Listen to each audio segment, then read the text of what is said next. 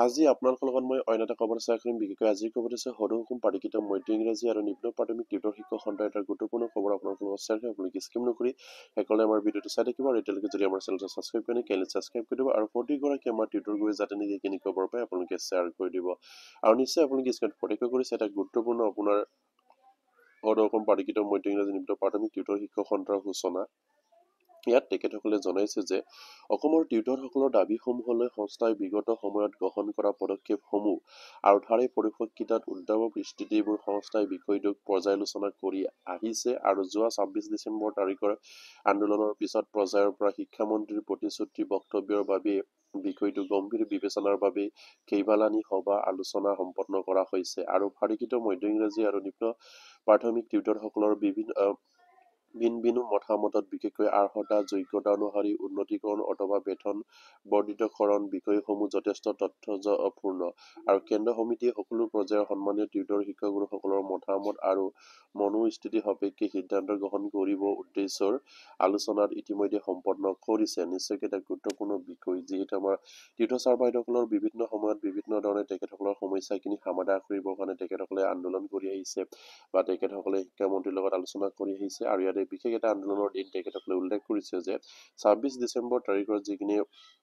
আমাৰ আন্দোলনৰ পাছত শিক্ষামন্ত্ৰীৰ লগত যিটো আলোচনা হৈছিলে সেই আলোচনা মৰ্মে আমাৰ টিউটৰ ছাৰ বাইদেউসকলৰ ইয়াৰ পাছতো কেইবালানি তেখেতসকলৰ বৈঠক হৈছিলে বুলি কৈছে আৰু সেই বৈঠকত তেখেতসকলে টিউটৰসকলক শিক্ষকসকলে উন্নতিকৰণকে আদি কৰি বৰ্ধিত হাৰত দৰমহা বা বেতন বৃদ্ধি কৰাক লৈ তেখেতসকলে গুৰুত্বপূৰ্ণভাৱে তেখেতসকলে আলোচনা কৰাৰ কথা ইয়াত উল্লেখ কৰিছে আৰু ইয়াৰ পাছতে কৈছে যে বিগত সময়ত আমাৰ সংস্থাই অন্য টিউটৰ সন্থাৰ ঐক্যবদ্ধ হৈ গঠিত সদৌ অসম সন্মিলনী টিউটৰ মঞ্চৰ বেনাৰত যৌথভাৱে সমস্যা সমাধানৰ বাবে আগ্ৰহ হৈছে আৰু অধিকপন্য আৰু আমাৰ সংস্থাই শিক্ষামন্ত্ৰী মহোদয়ৰ প্ৰতিশ্ৰুতি আৰু আশ্বাস সঞ্চয় ৰাখি 15 ফেব্ৰুৱাৰীলৈকে কোনো ধৰণৰ আন্দোলন নকৰি সকলো প্ৰতিবাদী কাৰ্যসূচী স্থগিত ৰাখিছে আৰু সেয়ে তেখেতসকলে আপোনাৰ 15 ফেব্ৰুৱাৰীলৈকে কোনো এটা আন্দোলন নকৰাৰ বা প্ৰতিবাদী নকৰাকৈ তেখেতসকলে স্থগিত ৰাখিছে বুলি ইয়াত উল্লেখ কৰিছে। যিহেতু বিষয়টো আমাৰ শিক্ষামন্ত্ৰী গৰাকীয়ে হয়তো 16 ফেব্ৰুৱাৰী কেবিনেটত তেখেতসকলে আমাৰ বিষয়টো উপস্থাপন কৰাৰ কথা তেখেতসকলক হয়তো প্ৰতিশ্ৰুতি প্ৰদান কৰিছিলে আৰু সেইমতে তেখেতসকলে 15 ফেব্ৰুৱাৰীলৈ কোনো ধৰণৰ আন্দোলন বা দাবী এই তেখেত প্ৰতিবাদী কাৰ্যসূচী স্থগিত ৰখাৰ কথা ইয়াত উল্লেখ কৰিছে আৰু উক্ত তাৰিখত প্ৰতিশ্ৰুতি অনুসৰি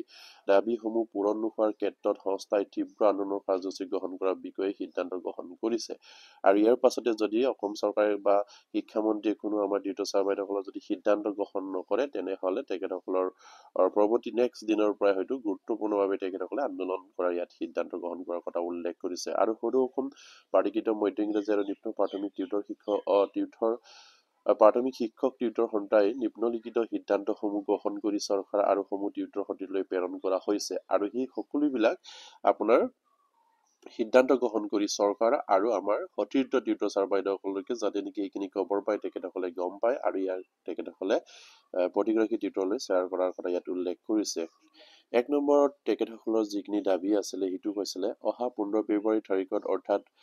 বিধানসভাৰ বাজেট অধিৱেশনৰ পূৰ্বে অন্তিম কেবিনেট বৈঠক সিদ্ধান্তলৈকে অপেক্ষা কৰিব, যিহেতু শিক্ষামন্ত্ৰী মহোদয়ে টিউটৰসকলৰ হকে ভাল খবৰ হোৱাৰ প্ৰতিশ্ৰুতি প্ৰদান কৰিছে আৰু আমাৰ টিউটৰ শিক্ষকসকলৰ বিষয়ে আমাৰ যিহেতু শিক্ষামন্ত্ৰীগৰাকীয়ে এটা গুৰুত্বপূৰ্ণ মন্তব্য কৰি ৰাখিছে যে আমাৰ টিউটৰ শিক্ষকসকলৰ কাৰণে ভাল খবৰ আহিব অহা বাজেট অধিৱেশনত আৰু সেই মৰ্মে আমাৰ টিউটৰ ছাৰ বাইদেউসকলে 15 ফেব্ৰুৱাৰীৰ পাছত যিখিনি আমাৰ অন্তিমটো কেবিনেট হ'ব সেই বৰ্ষৰ মানে বৃদ্ধ বৰ্ষৰ আৰু সেই কেবিনেটৰ কেবিনেট দিনলৈকে তেখেতসকলে বাট চাই আছে। যিহেতু 16 ফেব্ৰুৱাৰীত আমাৰ অসম চৰকাৰৰ এটা গুৰুত্বপূৰ্ণ কেবিনেট আছে, সেই কেবিনেটলৈকে আমাৰ টিউটৰ ছাৰ বাইদেউসকলে বাট চাই আছে আৰু সেই কেবিনেটো যদি কোনো এটা সিদ্ধান্ত যদি গ্ৰহণ নকৰে তেনেহলে তেখেতসকলৰ বিধান মানে সেই অধিৱেশনৰ আগৰ পৰা মানে কেবিনেটৰ নেক্সট দিনাৰ পৰাই তেখেতসকলে গুৰুত্বপূৰ্ণভাৱে আন্দোলনৰ কথা ইয়াত উল্লেখ কৰিছে আৰু 2 নম্বৰত কৈছে যে 15 ফেব্ৰুৱাৰীলৈকে সকলো প্ৰতিবাদী কাৰ্যসূচী আন্দোলন স্থগিত ৰাখি অহা 18 ফেব্ৰুৱাৰীৰ পৰা পুনৰ তীব্ৰ ধাৰাবাহিক আন্দোলনৰ সিদ্ধান্ত গ্ৰহণ কৰা হয় আৰু যিহেতু 16 ফেব্ৰুৱাৰীৰ দিনা অসম চৰকাৰৰ হেগ কেবিনেট যদি সেই হেগ কেবিনেটত যদি অসম চৰকাৰে আমাৰ বিষয়টোলৈ কোনো যদি উপস্থাপন নকৰে বা 14 ফেব্ৰুৱাৰীত যিখিনি বাজেট অধিৱেশন হ'ব সেই 14 ফেব্ৰুৱাৰীটো যদি বাজেট অধিৱেশনৰ আমাৰ বিষয়ে কোনো যদি নোলায় তেনেহলে আমাৰ টিউটৰ ছাৰ বাইদেউসকলৰ 18 ফেব্ৰুৱাৰীৰ পৰা ধাৰাবাহিকভাৱে তেখেতসকলৰ আকৌ আন্দোলনৰ সিদ্ধান্ত গ্ৰহণ কৰিছে। সেইকাৰণে প্ৰতিগৰাকী টিউটৰ ছাৰ বাইদেউসকলে সাজু হৈ থকাটো নিতান্ত প্ৰয়োজন, যিহেতু কেন্দ্ৰীয় কমিটিয়ে 18 ফেব্ৰুৱাৰীৰ পৰা আন্দোলন ঘোষণা কৰিছে। যিহেতু তেখেতসকলে আপোনাৰ 16 আৰু 14 তাৰিখত যি দুটা দিন তেখেতসকলে চাব, সেই দুটা দিনত যদি আমাৰ টিউটৰ ছাৰ বাইদেউসকলৰ বিষয়ে কোনো যদি সিদ্ধান্ত নলয় বা আমাৰ বৰ্ধিত হাৰত দৰমহা বৃদ্ধিৰ কথা তেখেতসকলে যদি ঘোষণা নকৰে বা টিউটৰটো টিচাৰ আপগ্ৰেডৰ কথা তেখেতসকলে যদি সিদ্ধান্ত গ্ৰহণ নকৰে, তেনেহলে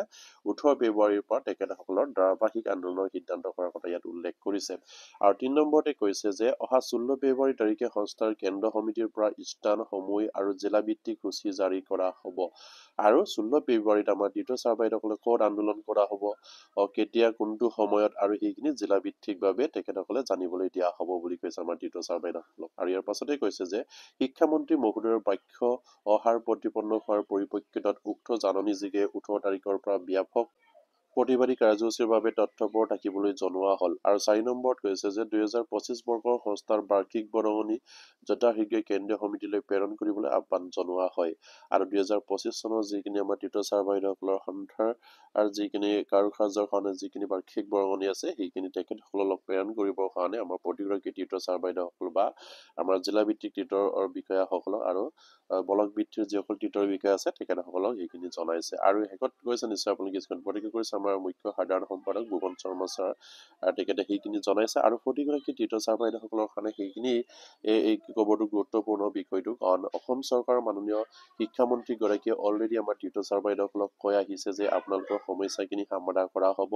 আগন্তুক বাজেট অধিৱেশনত। আৰু সেয়েহে আপোনাৰ অসম চৰকাৰৰ যিখিনি এই বৰ্ষৰ শেষ কেবিনেট হৈছে 16 ফেব্ৰুৱাৰী তাৰিখে, আৰু 16 ফেব্ৰুৱাৰী তাৰিখৰ দিনা যদি অসম চৰকাৰে কোনো যদি সিদ্ধান্ত গ্ৰহণ নকৰে, তেনেহলে নিশ্চয়কৈ আমাৰ কেন্দ্ৰীয় কমিটিয়ে তেখেতসকলৰ আন্দোলনৰ সময়সূচী লৈ তেখেতসকলে সময় আৰু তেখেতসকলৰ ক'ত হ'ব আন্দোলন সেইখিনি ঘোষণা কৰাৰ কথা উল্লেখ কৰিছে। আৰু 14 ফেব্ৰুৱাৰীৰ পৰা যিহেতু বাজেট অধিৱেশন আৰম্ভ হ'ব, আৰু সেয়ে তেখেতসকলে 18 ফেব্ৰুৱাৰীৰ পৰা ধাৰাবাহিকভাৱে আন্দোলন কৰাৰ এটা সিদ্ধান্ত গ্ৰহণ কৰিছে। আৰু প্ৰতিগৰাকী টিউটৰ ছাৰ বাইদেউসকলে এই কাৰণে সজাগ হৈ থাকিব লাগিব যে অসম চৰকাৰ যদি সেই 2 দিনত 16 আৰু 14 তাৰিখত, বিশেষকৈ 16 তাৰিখৰ যিখিনি কেবিনেট, সেই কেবিনেটত যদি টিউটৰ শিক্ষকসকলৰ যদি কোনো আমাৰ টিউটৰসকলৰ বিষয়ে কোনো যদি স্থান নাপায় সেই কেবিনেটত, বা টিউটৰ শিক্ষকসকলৰ আপগ্ৰেডৰ বিষয়ে যদি আলোচনা নকৰে, বা টিউটৰ শিক্ষকসকলক বৰ্ধিত হাৰৰ দৰমহা দিয়াৰ কথা যদি উল্লেখ নকৰে, তেনেহলে আমাৰ সেই টিউটৰ ছাৰ বাইদেউসকলে আপোনাৰ 18 ফেব্ৰুৱাৰীৰ পৰা ধাৰাবাহিকভাৱে আন্দোলনৰ কথা ঘোষণা কৰিছে। আৰু সেইবাবে প্ৰতিগৰাকী টিউটৰ ছাৰ বাইদেউসকলে সজাগ হৈ থাকিব লাগে। আপোনালোকে কেন্দ্ৰীয় কমিটিৰ লগত যোগাযোগ কৰক, আৰু কেন্দ্ৰীয় কমিটিৰ লগত কিদৰে কেনেকৈ আগবাঢ়িলে সমস্যাখিনি সমাধান হ'ব পাৰে তেখেতসকলক উৎসাহ উদ্দীপনা যোগাওক। যিহেতু তেখেতসকলৰ এটা গ্ৰুপে অলৰেডি আমাৰ বিষয়টোক লৈ তেখেতসকলে অফিচিয়েলি বা আমাৰ বিভিন্ন আমাৰ মন্ত্ৰী বিষয়াসকলক লগ কৰিছে, আৰু সেই তেখেতসকলে যিখিনি প্ৰতিশ্ৰুতি প্ৰদান কৰিছে যদি সেইমতে যদি নহয়, তেনেহলে আপোনাৰ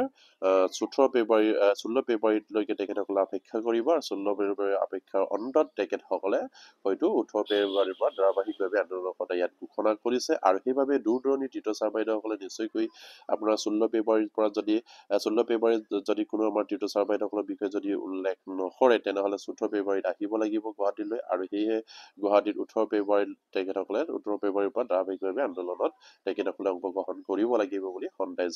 আমাক জানিবলৈ দিছে। আৰু সন্থাৰ আৰু সেই বিবৃতিটো অলৰেডি তেখেতসকলে অসম চৰকাৰৰ শিক্ষা বিভাগলৈ প্ৰেৰণ কৰাৰ কথা ইয়াত উল্লেখ কৰিছে। যিহেতু এইখিনিক লৈ যদি আমাৰ অসম চৰকাৰ বা শিক্ষামন্ত্ৰী মুখ্যমন্ত্ৰীয়ে যদি আমাৰ টিউটৰ শিক্ষকসকলৰ বিষয়ে যদি কোনো উল্লেখ নকৰে, তেনেহলে নিতান্ত তেখেতসকলে এটা গুৰুত্বপূৰ্ণ সহকাৰে আন্দোলনৰ সিদ্ধান্ত গ্ৰহণ কৰিছে। আৰু সেইকাৰণে প্ৰতিগৰাকী টিউটৰ ছাৰ বাইদেউসকলক ওলাই আহিবই লাগিব, কাৰণ সেয়ে আমাৰ শেষ ৰণ হ'ব। কাৰণ অসম চৰকাৰৰ এই চৰকাৰৰ বিশেষকৈ আৰু সেইখন বাজেটে হয়তো পূৰ্ণাংগ বাজেট, আৰু সেই বাজেটত যদি আমাৰ টিউটৰ শিক্ষকসকলৰ বিষয়ে যদি উল্লেখ নাথাকে, তেনেহলে আগৰ 4 বছৰ যেনেকৈ পাৰ হ'ল ঠিক তেনেকৈ আমাৰ সেই বছৰো পাৰ হ'ব। আৰু সেইকাৰণে প্ৰতিগৰাকী টিউটৰ ছাৰ বাইদেউসকলে সজাগ খবৰ হ'ল, আৰু আপোনালোকে সজাগ হৈ থাকক। অলৰেডি সেইমতে আমাৰ কেন্দ্ৰীয় কমিটিও সিদ্ধান্ত গ্ৰহণ কৰিছে। আৰু সেয়েহে আপোনালোকে যদি আমাৰ 16 আৰু 14 ফেব্ৰুৱাৰীত আমাৰ বিষয়ে যদি কোনো যদি আমাৰ সিদ্ধান্ত গ্ৰহণ নকৰে টিউটৰ শিক্ষকসকলৰ বিষয়ে, তেনেহলে আমাৰ 18 ফেব্ৰুৱাৰীৰ পৰা ধাৰাবাহিক আন্দোলন হ'ব। আৰু সেই আন্দোলনত অংশগ্ৰহণ কৰিব পৰাকৈ আপোনালোকে সাজু হৈ থাকিবৰ কাৰণে আমাৰ কেন্দ্ৰীয় কমিটিয়ে জনাইছে। সকলো স্তৰৰ টিউটৰ ছাৰ বাইদেউসকলে, বিশেষকৈ আপোনাৰ একমিনিট টিউটৰ ছাৰ বাইদেউসকলক হওক, আপোনাৰ প্ৰভিন্সিয়েলাইজ MELP টিউটৰ ছাৰ বাইদেউসকলেই হওক, বা আমাৰ হাই স্কুল বা হাই ছেকেণ্ডেৰী টিউটৰ ছাৰ বাইদেউসকলেই হওক একেলগে আমি যদি আন্দোলন কৰোঁ তেনেহ'লে নিশ্চয়কৈ সফল পাম আৰু সেইদৰে আমি একেলগে আপোনাৰ 26 ডিচেম্বৰ তাৰিখে আন্দোলন কৰিছিলোঁ আৰু সেই আন্দোলন মৰ্মে অসমৰ শিক্ষামন্ত্ৰীগৰাকীয়ে আমাক যি ধৰণৰ প্ৰতিশ্ৰুতি প্ৰদান কৰিছে যদি সেইমতে যদি হয় তেনেহ'লে নিশ্চয়কৈ আমাৰ পৰৱৰ্তী পৰ্যায়ত আন্দোলন কৰিবলগীয়া নহ'ব আৰু যদি সেইমতে যদি নহয় তেনেহ'লে আকৌ তিনিওটা সন্থাই সদৌ অসম সন্মিলিত টিউটৰ মঞ্চৰ জৰিয়তে আকৌ আন্দোলন কৰিবলৈ সিদ্ধান্ত গ্ৰহণ কৰিছে আৰু সেই আন্দোলন 18 ফেব্ৰুৱাৰীৰ পৰা ধাৰাবাহিকভাৱে তেখেতসকলে আন্দোলন কৰাৰ এটা কথা ঘোষণা কৰিছে যিহেতু তেখেতসকলে 16 আৰু 17 ফেব্ৰুৱাৰীলৈ অপেক্ষা কৰিব আৰু এই দুটা দিনত যদি আমাৰ টিউটৰ শিক্ষকসকলৰ বিষয়ে কোনো যদি ভাল খবৰ নাহে বিশেষকৈ 16 ফেব্ৰুৱাৰীৰ দিনা যদি আমাৰ কাৰণে কোনো যদি ইংগিত নাপায় কেবিনেটত তেনেহ'লে নিশ্চয়কৈ আমাৰ কেন্দ্ৰীয় কমিটিৰ 18 ফেব্ৰুৱাৰীত যিদৰে আন্দোলনৰ কথা ঘোষণা কৰিছে সেইমতে আন্দোলন হ'ব আৰু সেয়ে প্ৰতিগৰাকী আমাৰ কেন্দ্ৰীয় কমিটিয়ে আমাৰ টিউটৰ ছাৰ বাইদেউসকলক অনুৰোধ জনাইছে আপোনালোকে সজাগ হওক আৰু সজাগ হৈ থাকিবলৈ বিশেষকৈ কৈছে আৰু সেই আন্দোলনত অংশগ্ৰহণ কৰিব পৰাকৈ আৰু আজি ভিডিঅ'টো ইমানতে শেষ কৰিলোঁ প্ৰতিগৰাকী টিউটৰ ছাৰ যাতে নেকি এইখিনি খবৰ পাই আপোনালোকে শ্বেয়াৰ কৰি দিব আৰু এতিয়ালৈকে যদি আমাৰ চেনেলটো ছাবস্ক্ৰাইব কৰে কেলে ছাবস্ক্ৰাইব কৰি দিব নমস্কাৰ জয় অসম